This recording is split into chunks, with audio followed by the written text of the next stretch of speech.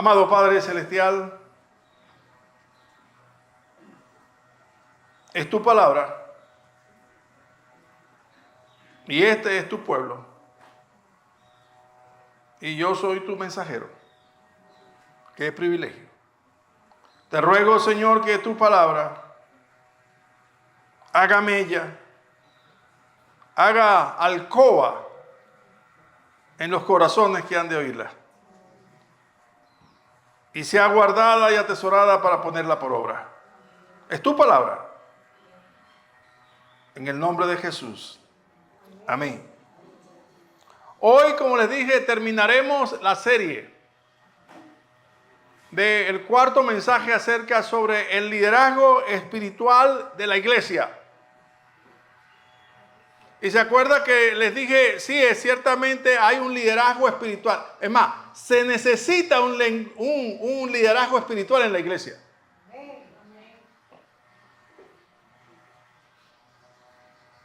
Pero a la vez que en la iglesia se necesita un liderazgo espiritual, y no son toda la iglesia ese liderazgo espiritual, sino los escogidos para liderar, ciertamente en el mundo la iglesia tiene que liderar. O sea, la iglesia, los miembros de la iglesia, ya no fuera el contexto de nuestra congregación, sino fuera, o sea, en el hogar, en el vecindario, en el trabajo, en la calle donde está. La iglesia está llamada a ser sal de la tierra y luz del mundo. Así que esto le cae a todos, ¿me entienden? No a un grupito de la iglesia, sino a todos. Hemos hablado del liderazgo espiritual basado en un solo modelo, Cristo. O sea, el modelo. O sea, nos vamos a comparar con Él. Nos vamos a fijar en Él. Lo vamos a imitar a Él. Perdón.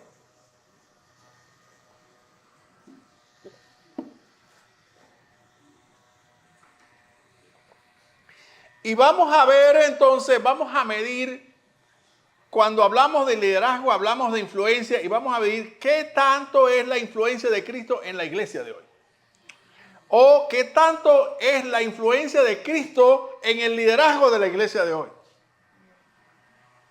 Eso es lo que hemos tratado de analizar, su influencia.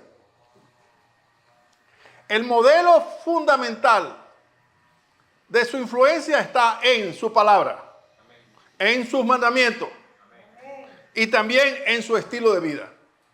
O sea, no solamente dio mandamientos y órdenes, sino también modeló un estilo de vida que a Dios agrada, a Dios Padre agrada. Así que nosotros estamos aquí y nos gozamos en lo que yo voy a decir seguidamente. Estamos aquí por gracia, porque a Dios le plació, pues, por el puro afecto de su voluntad, dice así la palabra en Efesios 1. Por eso estamos en Él.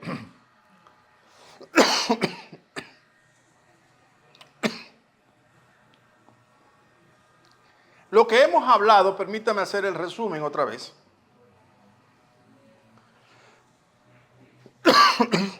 Perdón. Hemos tomado 5 variables para considerar el modelo de su conducta, de la conducta de Cristo.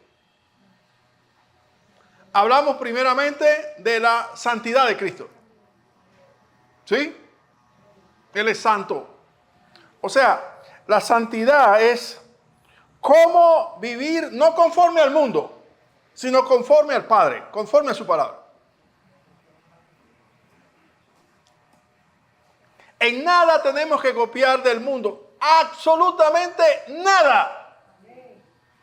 Diga conmigo, nada. Diga conmigo, nada. Nada hay que copiar del mundo para traer a la iglesia.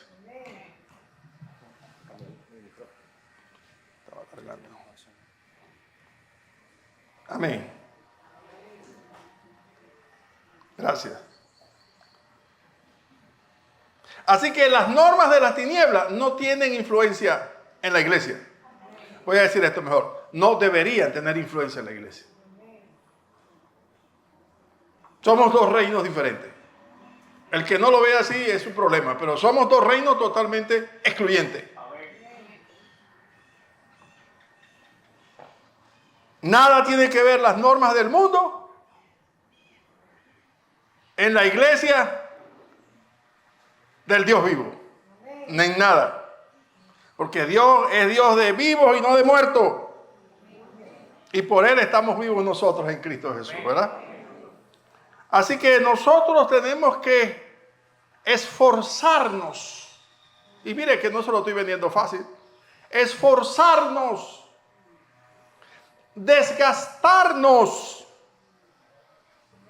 en rechazar todo lo que el mundo quiere abalanzar sobre nosotros. Miren, porque por donde se meta el mundo está, ¿me entienden? Dice la palabra que estamos en el mundo.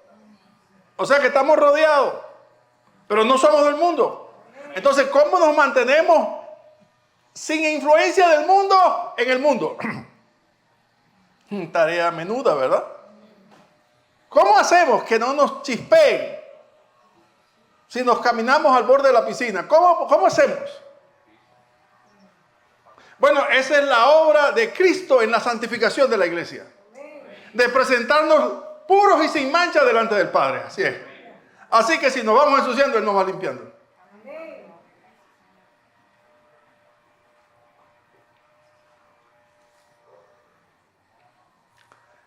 Nosotros estamos llamados a copiar un modelo, Cristo. Cantábamos así. Pon tu mirada en Cristo. Pon tu mirada en Él. Ese es el modelo. Entonces, la santidad de Cristo es nuestro modelo. ¿Qué dijo Él respecto al mundo? Dice, para que usted vea cuán ustedes están sin influencia del mundo, cuánto estamos, no. El mundo os aborrecerá. ¿A quién le gusta eso? A mí me aborreció primero, dijo Él. O sea que si me aborrecen por ser cristiano o por ser cristiano evangélico, aleluya. Bienaventurados sois cuando por mi causa os desprecien. Pero ¿quién quiere ser despreciado? Y la autoestima. Y usted pare de contar. No, más bien, si es por guardar a Cristo y el testimonio de Cristo, bienaventurados sois. Gozaos y alegraos porque vuestro galardón es grande en los cielos. El segundo aspecto es su obediencia. Hablamos de la obediencia de Cristo. Y eso nos llama a nosotros a pensar cuán obediente soy respecto de mi Señor. Porque Él fue obediente hasta la muerte y muerte de cruz. Filipenses capítulo 2. Cuán obediente soy a mi Señor. O sea, copiando la influencia de Él. Porque el escritor a los filipenses dijo así: haya pues en vosotros el mismo sentir. O sea, cópienlo. Copien la actitud, copien la disposición que tenía Cristo. Ahora, ¿cuántos están dispuestos a morir por Cristo?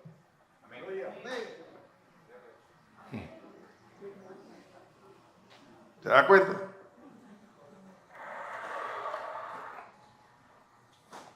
¿Cuántos estamos dispuestos a morir por Cristo?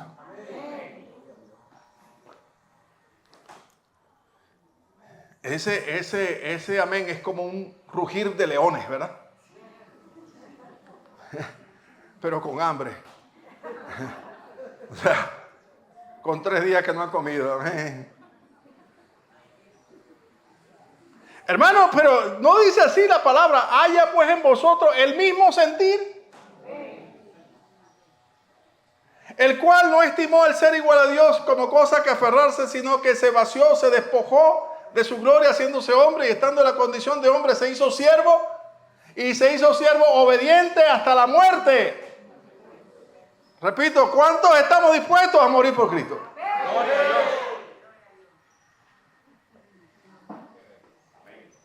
¿Entiendes? El tercero que consideramos fue el servicio. No el don de servicio, el carácter de siervo. Porque Él nos mandó a todos no algunos, no es manifestación del Espíritu, eso es otra cosa. A todos, para todos nos dio el ejemplo.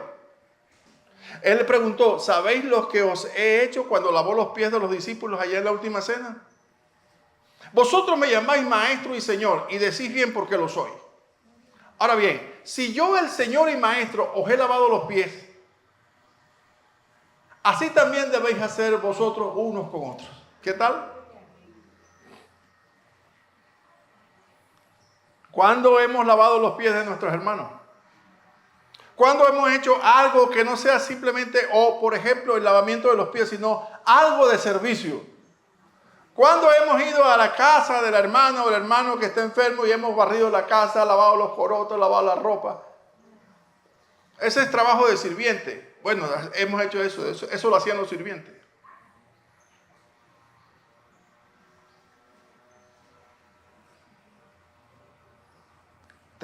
Cuarto, el amor. Es que Él no manda algo sin que antes lo modele. Un mandamiento nuevo os doy, que os améis los unos a los otros como yo os he amado. Porque los he amado desde el principio hasta el fin. Ahora, así debéis amaros los unos a los otros. ¿Qué cosa? No, qué cosa. Esa sandalia nos queda grande, pero nos las pusieron en el pie. Y lo más difícil aún, lo que es contra natura, que amemos a nuestros enemigos. ¿Cuántos dicen amén? Amén. Yo he vivido eso muchas veces y puedo decirlo, no es fácil. No es fácil, no es fácil. Es como comer algo que a usted no le agrada, que su cuerpo todo lo rechaza y dice, no.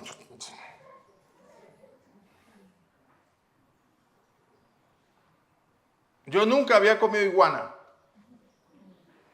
Pero dije, ¿por qué no voy a comer iguana? Y un día estaba yo haciendo pasantías en Maravén y fui a Bachaquero. Y saliendo de Lagunillas hacia Bachaquero, había una señora que vendía un par de iguanas por 20 bolívares. Y yo le digo, se las compro si me les quita el pellejo. Más tardé en decirlo que en ella volarle la cabeza y aquí la tiene. Bueno, yo iba nervioso ya para Bachaquero, con el par de cadáveres esos ahí en la... Y cuando llego donde mi comadre Loli me dice, compadre, ¿qué trajo ahí? Bueno, traje un par de iguanas. Ay, no, a ver qué hace con eso, porque... Y yo, tranquila, yo compré leche de coco para hacerlo. Y preparé aquello y aquello olía espectacular.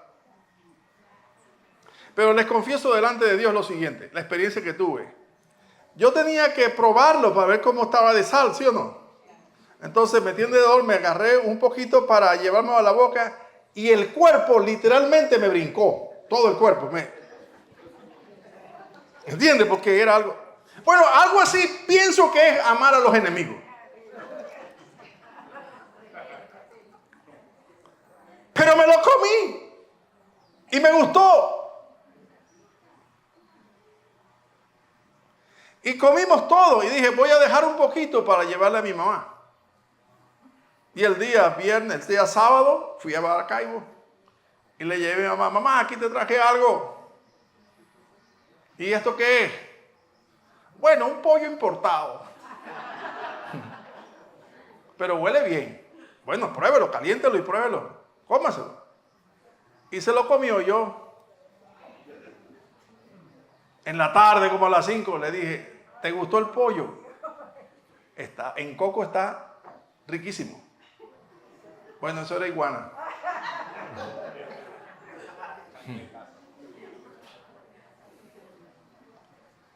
Entonces dijo, bueno, menos mal que ya pasaron más de 8 horas.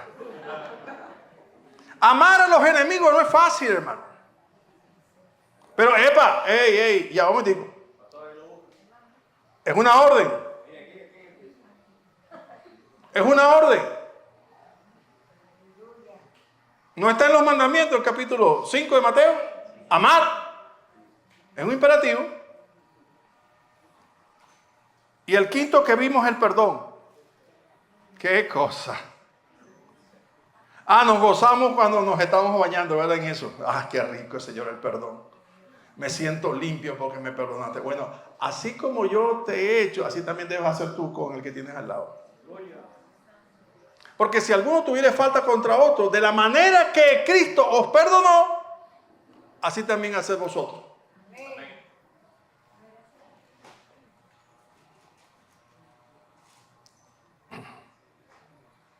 Hoy consideraremos dos virtudes más de Cristo. Y con estas dos, no es que son todas, es que vamos a terminar con 7 solamente. Ahora bien, ¿cuál sería la conclusión antes de terminar de empezar el mensaje? Sería la pregunta: ¿cómo se autoevaluaría usted en relación a estas virtudes? Del 1 al 5. Usted le pone un punto, si es muy distante de usted, 1. O si usted completa ese requerimiento, le pone 5. O así le va colocando según su criterio.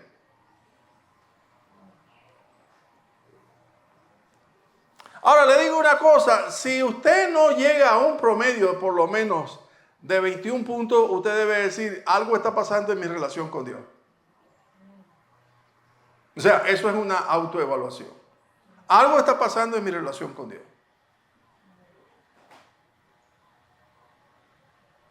Debo revisarme y ver qué está pasando en mi relación con Dios, porque tengo que estar por encima de 2.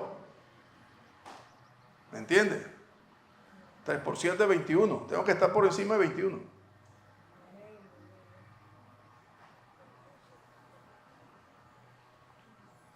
El mensaje en hoy, entonces... con esto iba a decir lo siguiente. Mire, vamos a hacer una cosa. Porque ¿quién se ha autoevaluado que ha salido raspado? Por lo menos 10. No. Vamos a hacerlo así. No está José Cardosa, no lo vi. José. Para que entonces cada maestro sea evaluado por sus alumnos. ¿Me copian eso? Cada maestro o los alumnos de una clase evalúen a su maestro. Y toda la iglesia evalúe a sus ministros. Ministro de evangelismo, ministro de servicio, ministro de proclamación, educación cristiana. Y toda la iglesia evalúe a su pastor. Porque si es igual para todos, como dice el refrán, si es igual para el pavo, igual para la pava, ¿no? ¿Por qué? Debemos evaluarnos. Pruébese cada uno a sí mismo. O sea, aquí vamos a hacer un colectivo. Amén, pastor, amén. Amén. A veces yo decía, bueno, aquí hay cosas que no están bien. Pero el Señor es el Señor de la obra, amén. El primer punto es, Jesús es el verbo que debemos aprender, de quien debemos aprender. Él es el logos de Dios. Copie esta palabra ahí, aprender, el verbo aprender. El verbo aprender. El verbo aprender viene del griego manzano. Y del verbo manzano viene el sustantivo matetes, que significa aprendiz. Así que cada uno de nosotros somos aprendices ¿de quién? De Cristo. De Cristo. No estoy diciendo de que no haya en el plano horizontal gente de quien debemos aprender y quienes son dignos de imitar. Claro que sí. Busque conmigo en Filipenses capítulo 3, versículo 17.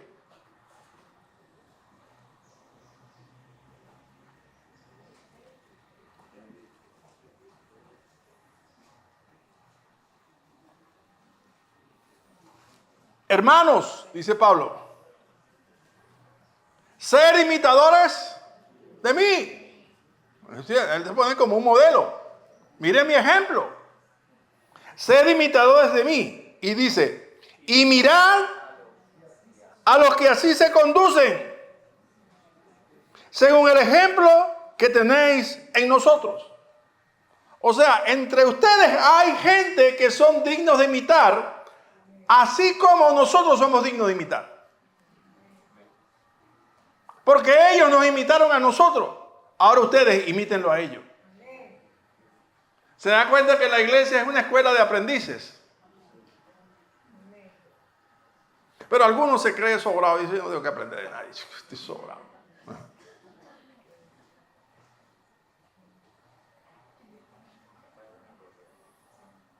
Y la invitación viene del mismo Señor. Mire esto lo que dice el Señor. Oído todo. Mateo capítulo 11, versículo 29. Llevad, una orden, llevad mi yugo sobre vosotros. ¿Y qué más dice en imperativo? Y aprended de mí. ¿De quién? De mí. De lo que yo les he modelado. Aprended de mí, que soy manso y humilde de corazón, y hallaréis descanso para vuestras almas. Ahí está. Ahora, si no estamos dispuestos a aprender de Él, no sé qué hacemos aquí. Si usted no está dispuesto a aprender de Él, aquí está perdiendo tiempo. Si estamos aquí es porque Él nos llamó, el Padre nos trajo para aprender del Hijo. Eso es todo.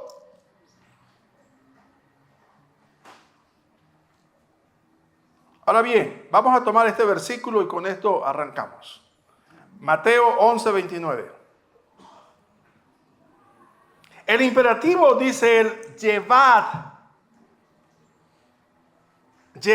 mi yugo sobre vosotros. ¿Qué es el yugo? El yugo es una horma o una herramienta de trabajo. El yugo es como una M, como la M de McDonald's, ¿se acuerdan? Una M que se adapta al cuello del buey. Pero resulta que no hay horma para un solo buey, sino para dos bueyes. La horma del yugo es para dos bueyes. Y dice él, llevad mi yugo sobre vosotros. Entonces, si es el yugo de él ocupa el primer arco, ¿no? A él le hace falta alguien que vaya aquí al lado mío. Este es mi yugo. No el yugo, sino este es mi yugo. Ya yo lo tengo aquí. Ahora necesito uno que me acompañe aquí al lado. Así que dijo, ustedes los he llamado para que lleven mi yugo. O sea, ustedes se pongan aquí al lado mío. Y para que caminen al paso que yo camino. Al modelo que yo les estoy tipeando. No a un modelo del mundo, sino ponga el pie donde yo le puse. Hace muchos años, yo siempre llevaba a mis hijos al colegio en la mañana. Y una mañana estaba llevando a mi hijo Alejandro al colegio. Estábamos parados frente al ascensor. Llamé, pulsé el botón del ascensor, esperando el ascensor, yo estaba pues distraído. Pero una de esas se me da por mirar por el rabo del ojo, como dicen, ¿no? Y veo al muchacho de 5 o 6 años, no sé cuánto tenía, tratando de poner pie como yo lo tenía puesto. ¿Estaba qué?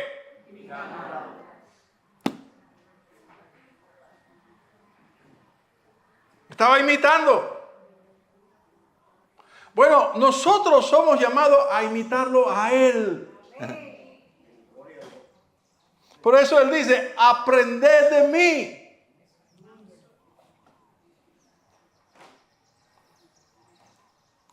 ¿Qué es el yugo en términos metafóricos o espirituales? ¿Qué es el yugo entonces? ¿Qué es el yugo? Una carga que se le ha puesto al Señor Jesús. Que Él asumió una carga. Mi yugo, ese yugo es mío. Yo lo tomé para mí. Porque su yugo es hacer la voluntad del Padre. No he venido a hacer mi voluntad, a caminar como yo quiera. No, a caminar como el Padre me dijo que. No vengo a hablar por mi propia cuenta, sino a la palabra que yo os hablo. El Padre la ha puesto en mí para que yo la diga. Ese es mi yugo.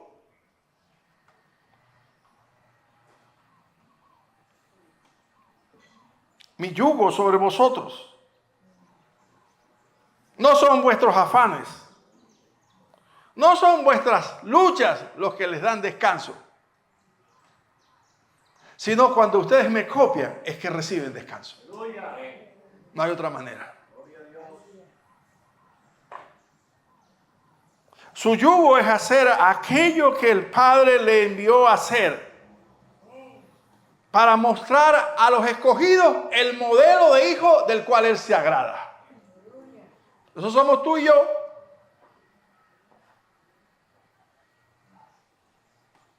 Y dice seguidamente, y aprended de mí. ¿De quién vamos a aprender? De Cristo. Aprended de mí. No ha habido ningún líder espiritual en la historia de la humanidad que haya dicho palabras semejantes. Aprended de mí. Cristo solamente. Aprended de mí.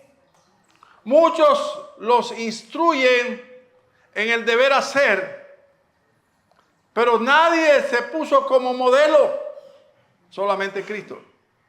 Aprended de mí.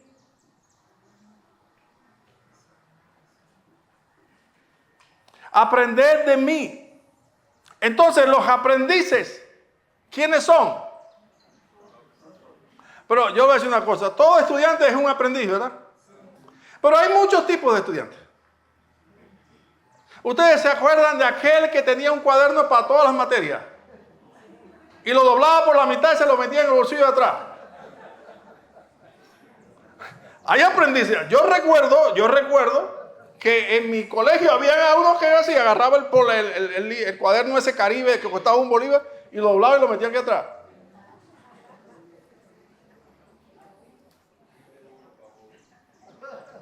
Pero habían otros, sobre todo las damas. Las damas son un ejemplo tremendo. Eso es clase aparte. Llevaban lápices de 2 colores, rojo y azul. Y tomaban nota de todo. Y a cada subtítulo lo subrayaban en azul o en rojo. Dios mío. Cuando yo veía sus cuadernos, yo decía, Dios mío. Bien lejos estoy yo de eso. ¿Qué modelo de aprendiz somos hoy de Cristo? ¿Como el del cuaderno Caribe? ¿Sabe qué, hermano? El aprendiz de hoy debe estar esperando en la tarde la reproducción del mensaje de la mañana para tenerlo en mi teléfono.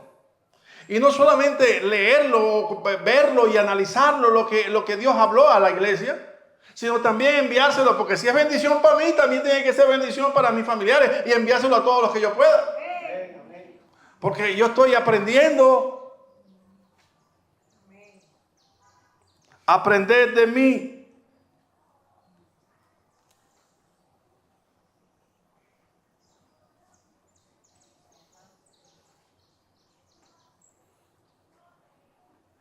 Entonces el discípulo es mathetes.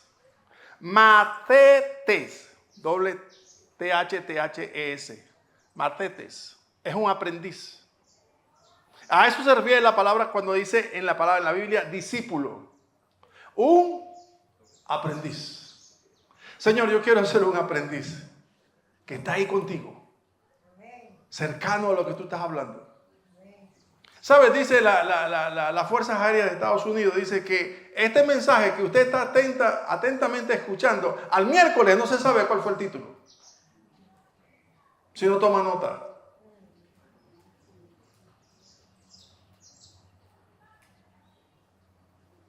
Si no, ya hoy día lo tenemos grabado. Bueno, las reproducciones no llegan a 120. Porque yo quiero asegurarme qué fue lo que oí. Si lo que oí, yo quiero refrescarme lo que oí. Yo no sé cuántas horas duro preparando el mensaje. 8, 10, 12 horas en la semana. Y el momento, los 40 minutos que uso el domingo. Y el lunes vuelvo a predicar el mensaje en 20 minutos. Y el martes, si me invitan a la oración, pues vuelvo a predicar el mismo mensaje. Y el miércoles, en mi grupo discipular, vuelvo a predicar el mismo mensaje. Porque yo quiero aprender lo que el Espíritu me enseña cada vez que lo predico.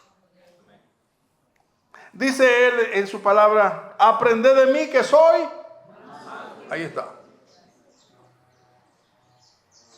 Manso. Un adjetivo que muestra la naturaleza. Mire, no está diciendo él que tengo mansedumbre. No, es que soy manso, del verbo ser. Soy manso. O sea, es su naturaleza manso. Pastor, ¿qué es manso? Voy a decirlo en dos formas. El manso es aquel siervo que no objeta en lo absoluto lo que su Señor le manda hacer. Entonces, como decimos en criollo, bien mandado. Es manso. Manso es el siervo que no resiste a las órdenes de su Señor. Donde me envíes, iré. Y lo que me mandes hacer, eso haré. ¿Eso es un siervo? Manso. Pero también manso tiene otra connotación. Es el que tiene el carácter para resistir la adversidad. Pero no perder el propósito. O sea, resiste la burla, pero no se engancha en eso. Resiste lo propio, pero no se fija en eso. Yo fue a predicar a Cristo. Que se burlen de mí, eso es otra cosa. No voy a entrar en un careo aquí con la gente. Estoy aquí para predicar a Cristo. Ese es mi propósito. Manso. Manso es nuestro Señor Jesús. Manso es aquel barro al cual su alfarero le va dando forma y no encuentra en ellos piedras ni barro duro, sino que es dúctil. ¿Me entiendes? Maleable. Ese es un siervo, una sierva, manso. Voy a explicar la segunda parte con el pasaje de Isaías 53. Nuestro Señor fue manso.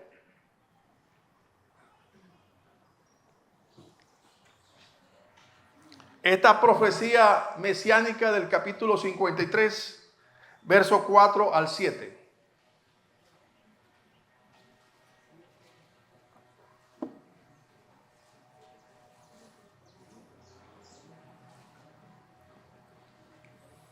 Dice el profeta así: ciertamente llevó él nuestras enfermedades y sufrió nuestros dolores, y nosotros lo tuvimos como azotado, por herido de Dios y abatido.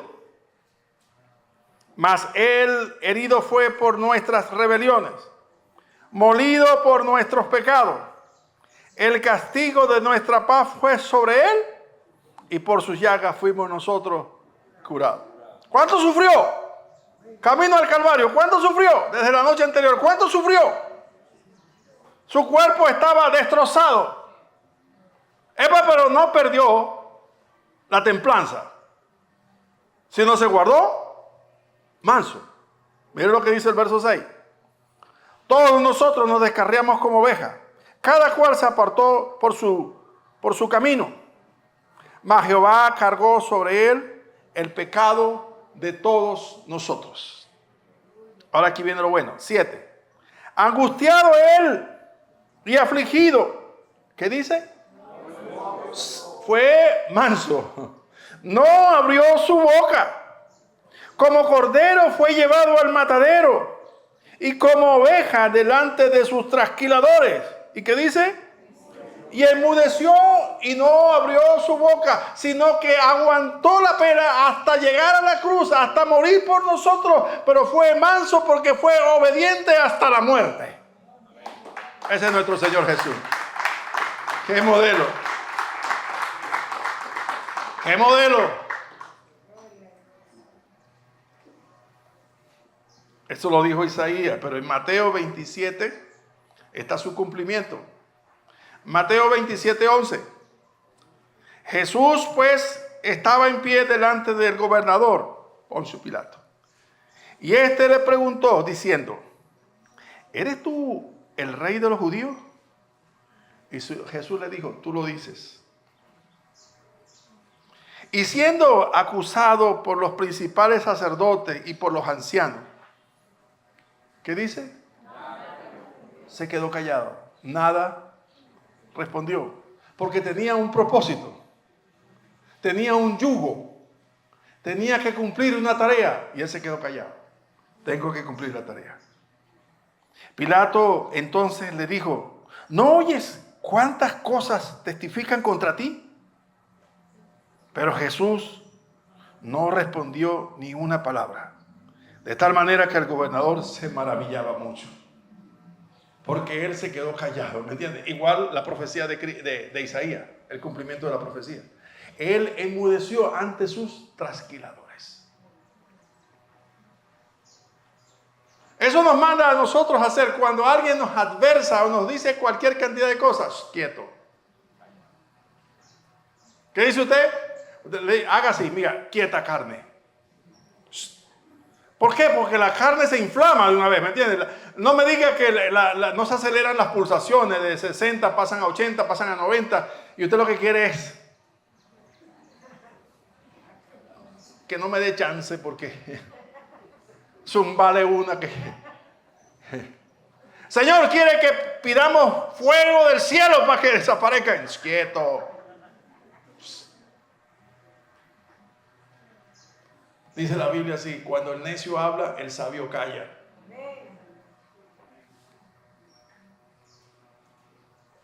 Aprended de mí. Yo les modelo el modelo que a Dios el Padre agrada. Aprended de mí, dice el Señor. Segundo lugar, dice: aprended de mí que soy manso, y ahora dice: soy humilde. ¿Sabe? No es que tenga plata el que no sea humilde. Yo he visto soberbios que son limpios. Yo he visto gente soberbia y orgullosa y son limpios. No tienen dinero. Así que no asociemos la humildad con la falta de recursos. No. ¿Quiere un concepto de humildad? Búsquese Filipenses capítulo 2. Ahí tenemos el concepto bíblico.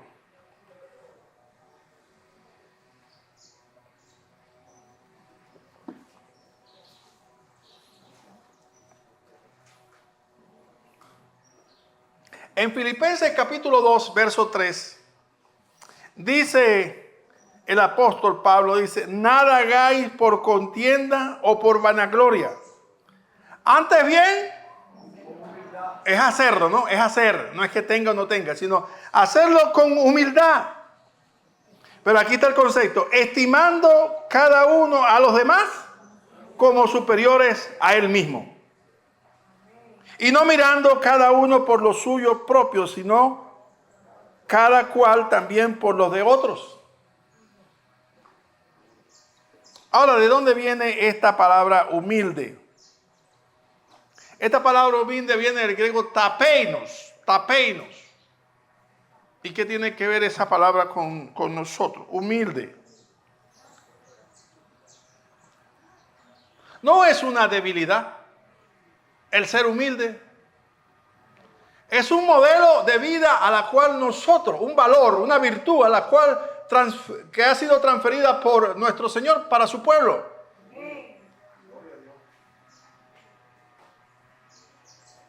¿Y cómo se llega a ser humilde, pastor? Esta palabra tapeinos luego se deriva a la palabra tapete. ¿Sabe lo que es un tapete? Una alfombra. O sea usted como una alfombra. Que cuando usted mire para arriba lo que vea sea la suela de su hermano. La suela del zapato de su hermano. ¿Me está entendiendo el concepto?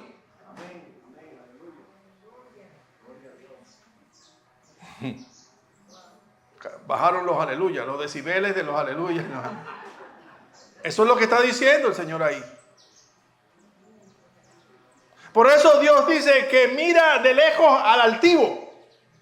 Y Él se asocia con los humildes. ¿Sabe lo que hizo Cristo? Usted no sabe lo que hizo Cristo. Él se despojó de su gloria. Y se hizo una alfombra para que usted pasara de muerte a vida. O sea, Él se hizo la alfombra para que Él pasara de muerte. Él fue a la cruz para que usted pasara de muerte a vida, ¿me entiende? Él fue a la cruz para limpiar con su sangre cada una de nuestras maldades. Él se hizo la alfombra. Eso es lo que llama a nosotros para hacer. No porque tenga ahí un título, porque tenga un carguito, porque tenga varios dólares, entonces ya se cree que... Yo he visto Chanel. ¿Qué más? Esta cartera es ¿qué? Louis Vuitton. Miren mi cartera que ando con. No, hermano. En el reino de los cielos no es así. Usted se equivocó de parcela. No, aquí los valores no son eso. Aquí el rey de reyes, el Señor de los señores, se hizo él mismo alfombra, se despojó de su gloria y se hizo igual a los hombres, y estando en la condición de hombre se hizo siervo, y estando en la condición de siervo se hizo obediente hasta morir en la cruz. Él fue hecho maldición para que usted recibiese la bendición de su muerte. ¿Qué más queremos nosotros de modelo?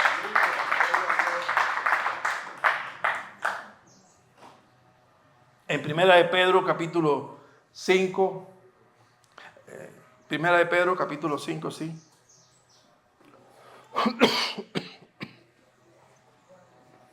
El verso 5 dice, igualmente, jóvenes, están sujetos a los ancianos y todos sumisos unos a otros, revestidos de humildad. Porque Dios resiste a los soberbios y da gracia a los humildes. O sea, no es porque no tenga plata. O no es porque tiene mucha plata. No. Es porque sabe su condición. Nada tenemos en el reino de los cielos que hayamos ganado. Nada tenemos que hayamos ganado.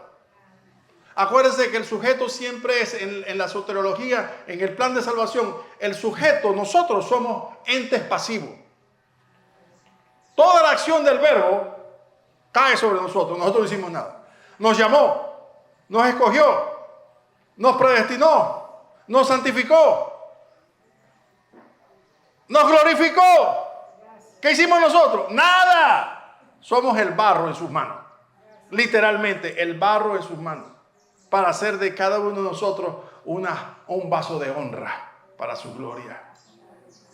En conclusión, hermanos, entonces tenemos ahora 7 virtudes, características: la santidad, la obediencia, el servicio, el amor, el perdón, la mansedumbre y la humildad. Me pregunto, ¿cuán cerca estoy de ese perfil?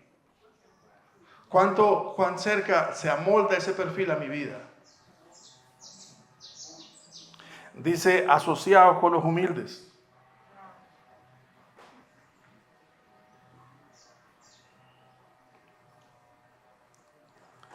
si esta iglesia realmente quiere crecer, tiene que tomar en cuenta estos mensajes. Cada hermano, cada uno de nosotros, tenemos que tomar en cuenta estos 4 mensajes. Y evaluar su propia vida, es decir, Señor, ¿cuál es la santidad de mi vida? Y empezar a rechazar las cosas que se han metido en el mundo. ¿Sabe? ¿Se acuerda cuando vino el tiempo? Gracias, Señor. ¿Se acuerda cuando regresaron los judíos para restaurar el templo en la época del profeta Esdras? ¿Se acuerda que ellos vivieron allá? ¿Y qué hicieron ellos allá en Babilonia? ¿Qué hicieron? ¿Se guardaron puros o se mezclaron? Entonces, ¿qué dijo él? ¿Qué dijo el profeta? Mire, saquen todo lo que traigan de allá. Dejen las mujeres, dejen hijos, dejen todo. Aquí se vienen los que son israelitas. Hay un mensaje ahí. ¿Sabe? Porque nosotros tenemos que sacar todo lo que el mundo nos metió durante el tiempo que vivimos en las tinieblas. Bueno. O sea, porque ciertamente Él quitó el acta de decreto que nos era contraria. Pero ojo, todavía hay cosas en nuestra carne, porque dice la Biblia que lo que es nacido de la carne, carne es. Entonces en nuestra naturaleza hay cosas que tenemos que hacerlas morir o quitarlas. Que afectan, que eclipsan, que empañan nuestra santidad, nuestra obediencia, nuestro servicio, nuestro amor, nuestro perdón, nuestra mansedumbre, nuestra humildad. Vamos a orar.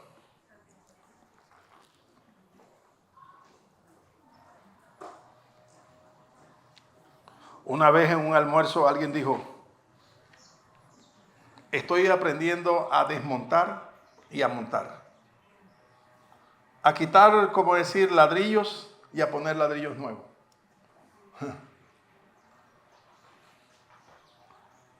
Hay que quitar todos los ladrillos.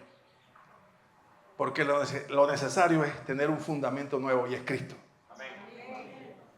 Y hay que comenzar a edificar una casa nueva. Porque nada había bueno en nosotros antes. Nada. Es más, dice la Biblia que nuestras buenas obras eran como ¿qué? Como trapos de inmundicia delante de Él. Así que no había nada bueno. Porque dice Pablo que éramos las mismas tinieblas. Y para eso Él no nos renovó. Él nos hizo nuevas criaturas. Le invito a que, si usted tiene a bien ser amable y ponerse en pie para pedirle a Dios juntos por este cambio que necesitamos como iglesia, que necesitamos como individuos, como padres, como esposos, como esposas, como hijos. Porque al fin y al cabo, la conclusión de todo es que si no vivimos para agradarlo a Él, ¿para qué vivimos? O sea, debemos tener claro que si este fue el modelo del Hijo, entonces este es el modelo que yo tengo que copiar, punto. Amado Padre Celestial, te doy gracias, porque es tu palabra. Y ha sido tu palabra, Señor, que con toda humildad he querido exponer a mis hermanos. Y quiero, Señor, que tú la hagas prosperar en sus corazones, quitando cualquier falla que yo haya cometido en el verbo, pero que seas tú, oh Dios, obrando en medio de tu pueblo. A ti y solamente a ti sea la gloria y la alabanza. Te ruego tu bendición sobre la vida de cada uno de ellos, sobre sus afanes, su trabajo, sus relaciones conyugales, sus relaciones de amistades, entre hermanos. Señor, Padre Santo, quita todo obstáculo, Señor, que impida que fluya realmente el amor y el perdón y el servicio y la humildad y todas las virtudes tuyas, Señor, en medio de tu pueblo. Llévanos con bien ahora a la escuela dominical. En el nombre de Jesús. Amén. Dios me lo bendiga a todos.